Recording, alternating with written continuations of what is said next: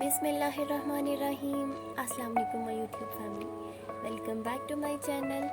आज kitchen recipe में मैं आपको दही भल्ले और बेसन की फुल्कियाँ बनाना सिखाऊंगी। बहुत इजी और बहुत जल्दी बन जाती हैं। बस आपने करना ये है, मेरी वीडियो को शुरू से आखिर तक देखें ताकि आपके भी रिजल्ट्स इतने ही अच्छे आए। तो व्यूअर्स, बातें करते हैं ख़त्म और चलते हैं अपनी रेसिपी की तरफ।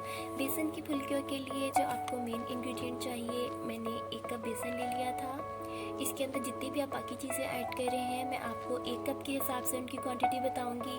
अगर आप बेसन की क्वांटिटी ज़्यादा ले रहे हैं तो आपने इनकी क्वांटिटीज़ भी अपने हिसाब से एडजस्ट कर लेनी। बेसन में जो फर्दर चीज़ें आपने ऐड करनी है, इसके लिए मैंने हाफ़ टेबल स्पून सॉल्ट लिया है। अगर आप बेसन की क्वांटिटी ज़्यादा ले रहे हैं तो अल्टीमेटली आप ये भी उस हिसाब से एडजस्ट करेंगे। हाफ़ टी स्पून मैंने चिली फ्लेक्स लिए हैं, हाफ़ टी स्पून ही मैंने साबुत ज़ीरा लिया है, 1/4 टेबल स्पून मैंने बेकिंग पाउडर लिया है, हाफ़ टेबल स्पून मैंने रेड चिली पाउडर लिया है और हाफ़ टी स्पून मैंने साबुत धनिया का पाउडर था वो यूज़ कर लिया है।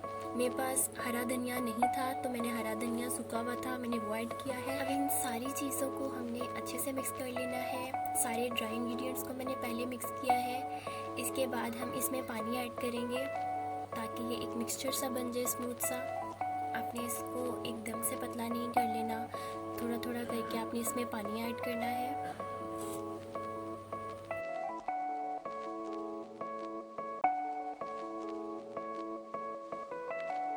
ये देख सकते हैं, इसी तरह आपने थोड़ा थोड़ा पानी ऐड करते जाना है और इसको मिक्स करते जाना है।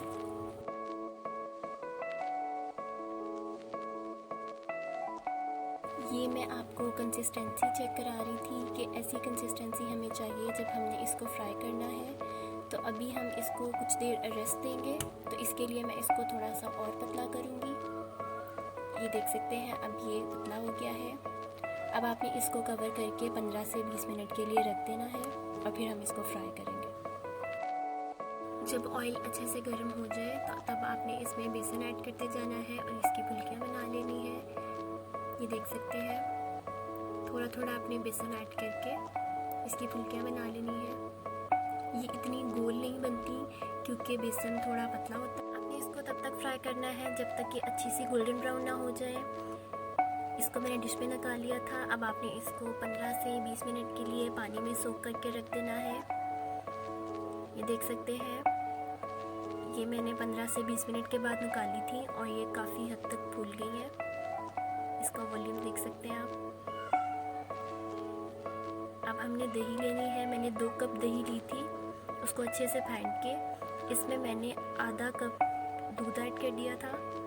आप दूध की जगह पानी भी यूज़ कर सकते हैं, आपकी मर्ज़ी है। दही को थोड़ा सा पतला करना है, ज़्यादा पतला नहीं कर देना। और अब इसमें मैं हाफ़ टेबल स्पून सॉल्ट भी ऐड कर दूँगी ताकि फीका फीका ना लगे। और इस दही को अब हम फुल्कियों में ऐड कर देंगे। इसके ऊपर मैं इमली की खट्टी मीठी चटनी भी ऐड करी हूँ, उसकी रेसिपी मैं आपको सिखा चुकी हूँ। उसका लिंक मैं डिस्क्रिप्शन में डाल दूँगी, आप वहाँ से देख सकते हैं। ये मैं मीठी चटनी ऐड कर दी ऊपर और इसके बाद मैं इसके ऊपर चाट मसाला स्प्रिंकल कर दूँगी।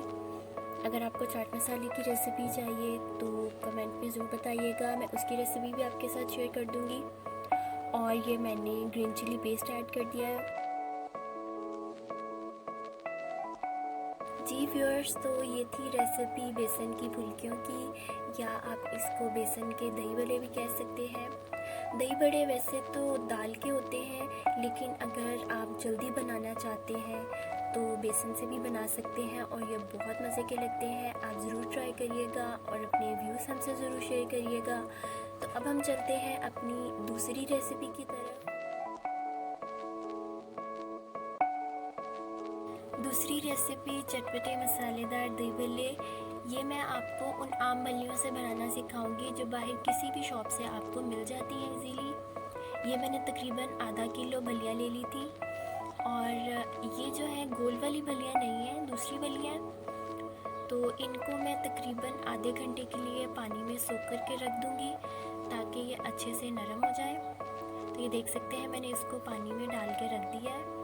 अब ये तकरीबन आधे घंटे तक ये अच्छे से सॉफ्ट हो जाएंगी। तब तक हम चलते हैं अपने बाकी इंग्रेडिएंट्स की तरफ।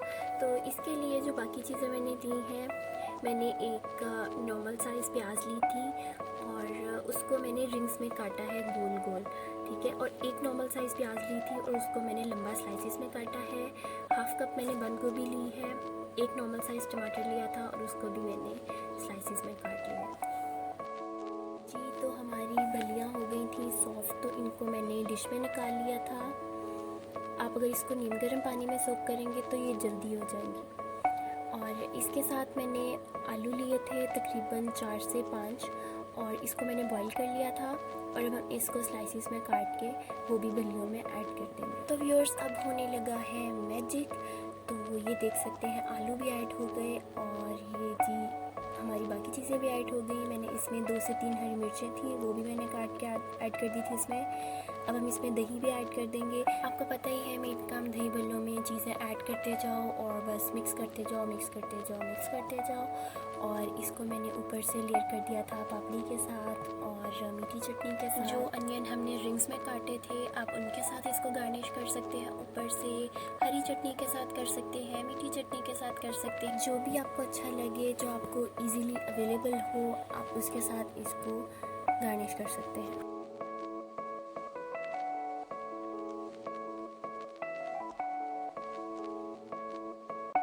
जी व्यूअर्स, तो ये थी 2 रेसिपी दही बल्लों की और बेसन की फुल्कियों की। उम्मीद है आपको अच्छी लगी होंगी। आप कमेंट्स में ज़रूर बताइएगा आपको कौन सी रेसिपी ज़्यादा अच्छी लगी है।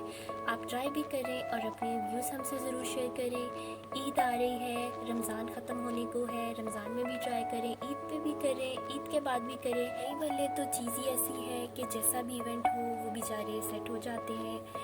उम्मीद है आपको रेसिपीज़ अच्छी लगी होंगी। आपको मेरी वीडियो अच्छी लगी है, काइंडली मेरी वीडियो को लाइक करें, मेरे चैनल को सब्सक्राइब करें। मिलेंगे नई वीडियो नई रेसिपी के साथ। अपना ख्याल रखिएगा। अल्लाह हाफ़िज़।